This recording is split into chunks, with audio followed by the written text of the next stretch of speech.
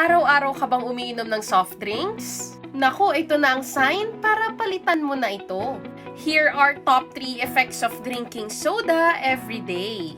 According to research, sa bawat isa o dalawang servings a day includes a 35% greater risk of heart attack or fatal heart disease. This is very alarming at kailangan po natin ito bigyan ng pansin. Number 1, wag po kayo magtataka kung bakit mabilis madagdagan ng ating timbang. Sa bawat 20 ounce po kasi na bottle ng soda, ay naglalaman po ito ng 17 teaspoons of sugar.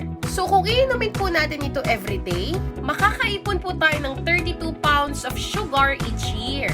Number 2, mas mabilis magkaroon ng wrinkles ang mahilig sa soft drinks. According to research, kung mga pagkain po natin ay puro processed foods, refined sugar, and unhealthy fats, it can actually promote skin aging.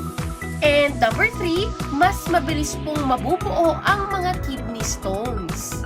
Ang mga colas po kasi ay naglalaman ng phosphoric acid, which can lead to stones. So malaki ang tsansa na hindi mo nakukuha ang 8 basong tubig every day for our kidneys kasi ang ginawa mo ng tubig ay soft drinks. Kaya naman, instead of drinking soft drinks every day, you can take elixir juice.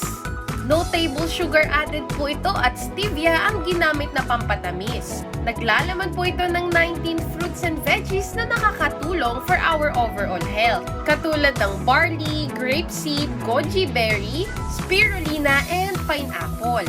Kaya naman kung ayaw mong madagdagan ng iyong timbang, mabilis tumanda ang skin, at magkaroon ng kidney stone, you can try elixir juice. Prevention is always better than cure. Stay healthy po!